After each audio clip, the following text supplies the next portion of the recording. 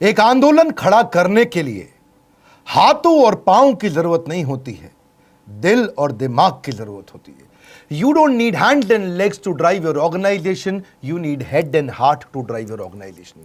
ऐसी man power तैयार करिए। अगर ऐसे आदमी को ले आए जो आपसे कम बुद्धिमान है, तो और कम बुद्धिमान कस्टमर को वो लेके आएगा। Nothing is more important than developing people, क्योंकि अल्टीमेटली स्ट्रैटेजी को आपके लोग ही चलाने वाले हैं। अ क्लियर विजन और a great vision without great people is completely irrelevant. मैं Vivek Bindra, founder and CEO बड़ा बिजनेस.com, आज बताऊंगा आपको 20 से ज्यादा तरीके के बढ़िया मैन पावर कैसी लाई जाती है। एक है इंटरनल तरीके और एक है एक्सटर्नल तरीके। इंटरनल जो आपकी कंपनी के अंदर से ही तरीके होते हैं, और एक्सटर्नल जो बाहरी तरीके हैं जिनसे आप बढ़िया टीम को ढूंढ के ला सकते हैं। मेरे को everything about entrepreneurship course, event, questions में कई लोगों ने पूछा बढ़िया टीम कैसे बनाएं। पहला क्या है, चांसेस हैं कि इंटरनल टीम में ही कोई प्रमोशन कर सकते हो, उन्हीं को आप बढ़िया पे, पोजीशन और रिस्पॉन्सिबिलिटी, अथॉरिटी बढ़ा करके दे सकते हो, क्योंकि प्रमोशन से कॉन्फिडेंस बढ़ता है। दूसरा, आप इंटरनल ट्रांसफर्स क्रिएट कर सकते हो एक डिपार्टमेंट से दूसरे डिपार्टमेंट में। कभी कभी जिस आदमी से आप काम करा रहे हो उस डिपार्टमेंट में, क्योंकि वो उसके लिए कॉम्पिटेंट नहीं था, वो इसके लिए ज्यादा अच्छा कर सकता था।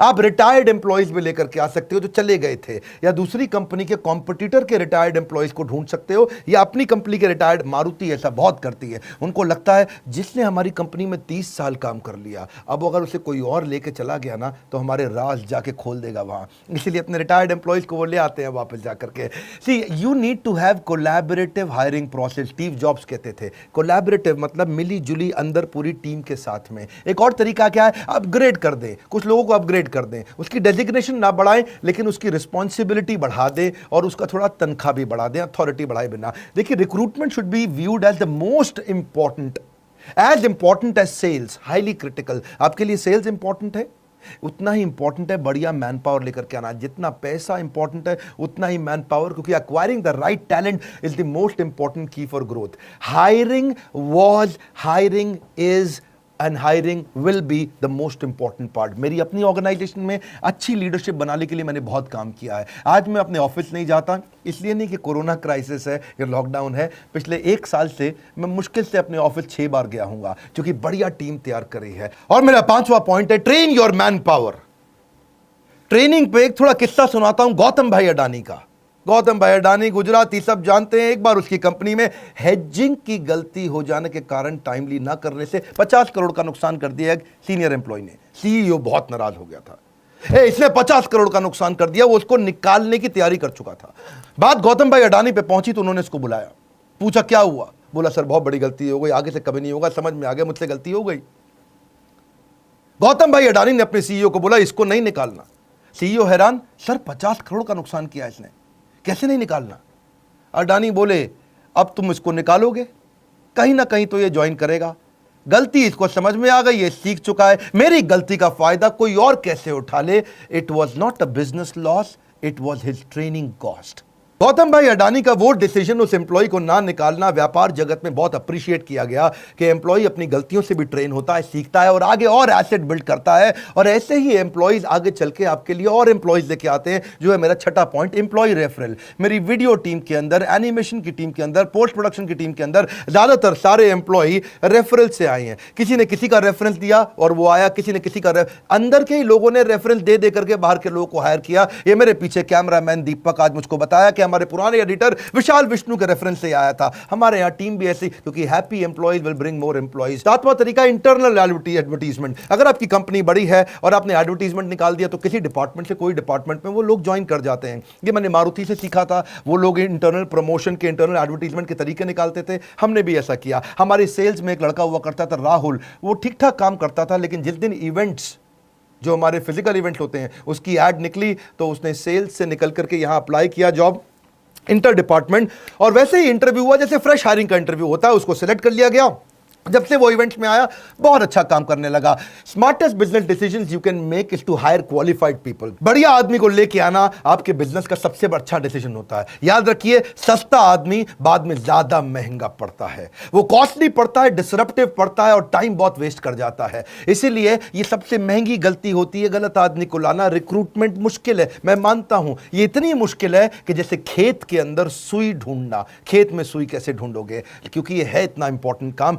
प्रीवियस एप्लीकेंट पे भी फोकस करो। कई बार पहले इंटरव्यू देके लोग जा चुके थे और उनका रिज्यूमे अभी तक पड़ा हुआ है, आपने जवाब नहीं लिया या उस समय डिसीजन नहीं लिया, उस समय वो आदमी काम नहीं आता। तो पुराने लोगों पे ध्यान दें। और अगर आपकी बड़ी ऑर्गेनाइजेशन है और आपकी ऑर्गेनाइजेशन में किसी एम्प्लॉय का देहांत हो गया है, तो उसकी पत्नी, उसका बच्चा या उसके पिता को भी आप नौकरी का अवसर दे सकते हो, क्योंकि आप जब फाइनेंशियली इन्वेस्ट करते हो ना लोगों के अंदर, तो वो आपकी कंपनी में इमोशनल इन्वेस्टमेंट करना शुरू कर देते हैं, याद रखिएगा। एंड ऑल्सो ये भी है कि किसी गलत आदमी को, don't hire people who are coming for salary, hire people who are coming for the love of the job. ऐसे लोग जो काम को प्रेम करते हो। फिर आप कुछ ट्रेनीज भी लेके आ सकते हो, मैनेजमेंट ट्रेनी, उनको ही एब्जॉर्ब कर लो, क्योंकि मैनेजमेंट ट्रेनी भी क्या है, अगर आपने the competition to hire will going to increase. आने वाले समय में कंपनीज एक्स्ट्रा फैसिलिटी देंगी अच्छे लोगों को हायर करने के लिए। आपको क्या समझना है, अगर आपको अच्छा आदमी मिल जाता है तो उसको ले लो, उसके लिए जगह बन जाएगी। बढ़िया मैन पावर जो बहुत इंटेलिजेंट इंटेलेक्चुअल है, उसको ले लो। See the way you treat your employees is the way they will treat your customers. क्योंकि अगर आपने ऐसा आदमी ले लिया जिसको बहुत माइक्रो मैनेज करना पड़ रहा है, बहुत टाइटली मैनेज करना पड़ रहा है, बार बार उसको कहना पड़ रहा है ठीक से करे, ठीक से करे, ठीक से कर, इसका मतलब आपने हायरिंग के समय में गलती कर दी थी। एनीवेज, ये इंटरनल तरीके थे। अब एक्सटर्नल तरीके क्या है, बाहर से कैसे लाएं? सबसे आसान तरीका, मैनेजमेंट कंसल्टेंट या एम्प्लॉयमेंट एजेंसी से बात कर लो। वो लोग आपसे क्या है 8% लेते हैं उसकी तनख्वाह का, 12% भी लेते हैं और कहीं 15% भी लेते हैं, डिपेंडिंग ऑन आपको कैसा एजेंसी मिलता है और कितनी मुश्किल मैन पावर ढूंढनी पड़ जाती है। या पब्लिक एडवर्टीजमेंट जिसके बारे में जानते हैं, इसकी कहीं लोकल एरिया के अंदर सस्ती एडवर्टीजमेंट भी होती है जहां से काम चल जाता है। शुरू में जब मैंने अपना काम शुरू किया था तो भी पब्लिक एडवर्टीजमेंट के थ्रू ही मैं लोग लेके आता, अखबार में छोटी ऐड डाल दी थी, दिन भर में 100 लोग इंटरव्यू देने आ जाते थे, काम के लोग मिल जाते थे। या फिर कैंपस इंटरव्यू करो, कॉलेजेस में जाओ, बी ग्रेड कॉलेज में जाओ, वहां से आप बी ग्रेड कॉलेज का ए ग्रेड आदमी उठा के ले आओ, सस्ता पड़ता है आपको। ए ग्रेड कॉलेज से बी ग्रेड आदमी लेना भी महंगा पड़ता है, यानी कि आईएम में जाओगे वहां पे ए ग्रेड कॉलेज तो है लेकिन उनका बी ग्रेड आदमी भी बहुत महंगा पड़ेगा। आप किसी बी ग्रेड कॉलेज में जाओ, उनका ए ग्रेड आदमी लेके आओ, आपको सस्ता मिल जाएगा। ढूंढिए इस तरह से, आप कैरेक्टर को हायर करो, स्किल उसको अपने आप ट्रेन कर दोगे। एटीट्यूड को हायर करो, एक्सपीरियंस आप उसको अपने आप दे दोगे। बढ़िया आदमी मिल जाए तो उसको ले लो। प्रोफेशनल एसोसिएशंस में जाओ, बहुत सारी इंडियन मेडिकल एसोसिएशन भी हायरिंग कराने में मदद करती है, इंस्टीट्यूट ऑफ इंजीनियर्स भी है और कई ऐसी प्रोफेशनल एसोसिएशंस हैं जहां पे कहीं ना कहीं उनके पास रेज्यूमेज रहते हैं। हेड हंटिंग बड़ा अच्छा तरीका है, पांचवा तरीका, यानी कि अपने कंपटीशन को देखो। अगर कोई बड़ा कॉम्पिटिटर है आपका तो वहां की हेड हंटिंग करा लो, पोचिंग करा लो।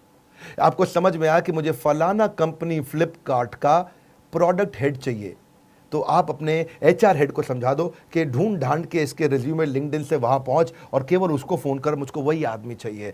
देखिए एक बात समझिए, बढ़िया तनख्वाह बढ़िया आदमी के लिए देनी पड़ जाती है आपको अगर आपको हेड हंटिंग करानी है। I don't pay good wages because I have lot of money. सुनिए मेरी बात को, मैं ज़्यादा तनख्वाह इसलिए नहीं देता क्योंकि मेरे पास पैसा ज़्यादा है, मेरे पास आज ज़्यादा पैसा इसलिए है क्योंकि मैंने ज़्यादा तनख्वाहें दी थी।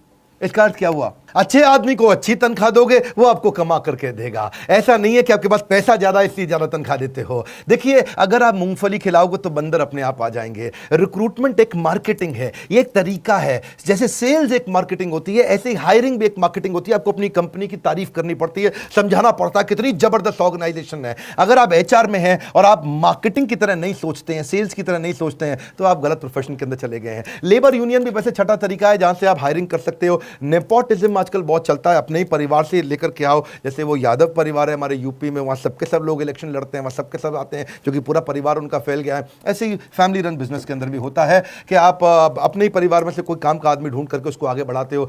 Casual caller walk in outside the office advertisement भी चलता है। जैसे अपने ऑफिस के जस्ट बाहर कुछ एडवर्टीजमेंट पोस्टर वगैरह लगा दिए। कुछ कॉल सेंटर्स में मैं देखता हूं अपने ऑफिस के बाहर बड़ा बोर्ड हमेशा लगा रहता है, यानी कि हर दिन कोई ना कोई कैजुअल कॉलर या वॉक इन आता रहता है, अपना सीवी देता रहता है और इंटरव्यू चलता ही रहता है। सोशल मीडिया और ई रिक्रूटमेंट पे कई बार मैंने देखा कुछ ऑर्गेनाइजेशन ध्यान नहीं देती हैं। अपने वेबसाइट पे करियर का क्लियर ऑप्शन दीजिए और सोशल मीडिया में बार बार बताइए, उससे आपको ई स्क्रीनिंग और ई रिक्रूटमेंट अच्छा तरीका है। फिर एक तरीका क्या है, एक्विजिशन एंड मर्जर। कोई अगर आपको ऐसी कंपनी दिख रही है जो कंटेंट बढ़िया बनाती है और आपको वहां के कुछ कंटेंट डेवलपर चाहिए, उसकी जगह कंपनी के मालिक से बात करिए, तेरी कंपनी में कितने आदमी हैं? बोले मेरी कंपनी में 25 आदमी हैं, मुझे सारे 25 आदमी दे दे, अपनी कंपनी बेच दे, मैं इनसे सबसे काम करा लूँगा। तो 25 के 25 आदमी पूरे इंटेलिजेंट, पूरे ट्रेंड आपको मिल गए।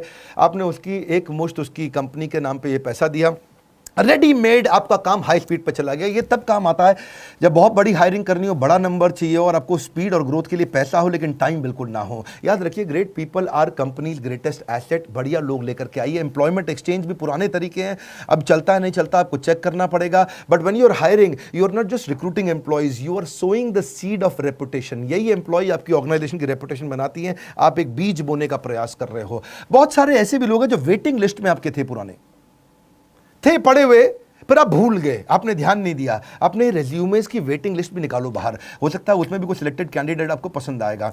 मैंने इंटरनल की बात भी करी, एक्सटर्नल की बात भी करी। एक में 10 बताए, एक में 12 बताए। फायदे नुकसान समझ लीजिए। देखिए, इंटरनल मेथड में क्या है, आप अगर अपनी कंपनी के अंदर से लेते हो तो लोग बहुत मोटिवेटेड रहते हैं, उनकी लॉयल्टी और बढ़ जाती है। अरे लाला जी हम लोग को प्रमोट कर रहे हैं, ये नहीं कि बाहर से लेके आ रहे हैं। अच्छा लगता है उनको। ये थोड़ा क्विक भी है और कॉस्ट इफेक्टिव भी है, महंगा नहीं पड़ता है, सिंपल प्रोसेस है, रिलायबल है। लेकिन इंटरनल में नुकसान भी है छोटा सा, आप बढ़िया फ्रेश टैलेंट नहीं ला पाते।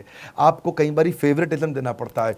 अरे ये तो हमारी जाति का है, इसको लगा देते हैं आगे, हा हा हा। ये क्या, कई बार फेवरेटिज्म भी आ जाता है और लिमिटेड स्कोप भी होता है, क्योंकि आपके पास वही 10 लोग हैं, उन्हीं में से आपको लेना है। बाहर से कई बार कॉन्फ्लिक्ट भी हो जाता है। आपने 10 में से एक को बढ़ाया तो बाकी 9 खुंदक खा गए। लाला जी का कुछ चक्कर है इसके साथ में, तो ये बड़ा गड़बड़ रहता है।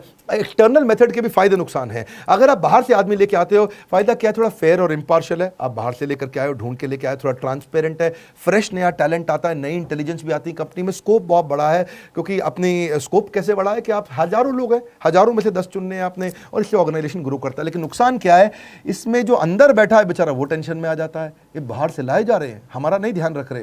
दूसरा, टाइम कंज्यूमिंग भी पड़ता है, क्योंकि बाहर से आदमी लाने में वो कई नोटिस पीरियड दे करके आएगा, थोड़ा लेंदी और कॉस्टली प्रोसेस है। एम्प्लॉय डिससैटिस्फाई भी हो जाते हैं, कभी कभार इनसिक्योरिटी भी आ जाती है। लेकिन hire people brighter then you, एक कैटेगरी आदमी लेके आना, ये रूल है मेरी कंपनी में, हमने रूल बना रखा है।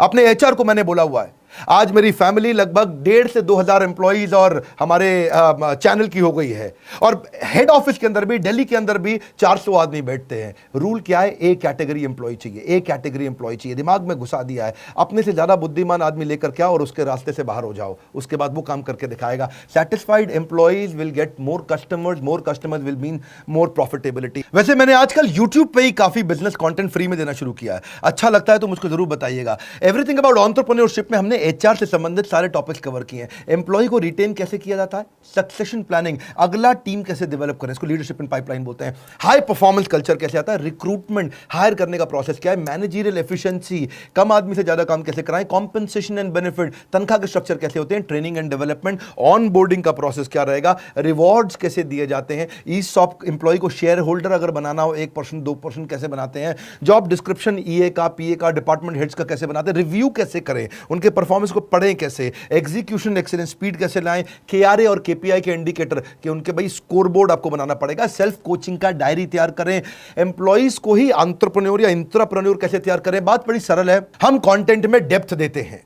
आज सारे एमबीए कॉलेजेस और यूनिवर्सिटीज अब हमारे साथ पार्टनर करने लगे हैं, क्योंकि वो जानते हैं मैनेजमेंट का प्रोग्राम आज बड़ा बिजनेस से पावरफुल कोई नहीं देता। कंज्यूमर रेलेवेंस पे फोकस करते हैं। हमारे साथ जुड़े रहने के लिए नीचे कमेंट बॉक्स में बताने के लिए कि बिजनेस का और कौन सा टॉपिक अटेंड करेंगे, सब्सक्राइब दुनिया भर में करने और करवाने के लिए, वर्ल्ड का नंबर 1 एंटरप्रेन्योरशिप यूट्यूब चैनल बनाने के लिए आपका हृदय की गहराइयों के साथ हाथ जोड़ के धन्यवाद।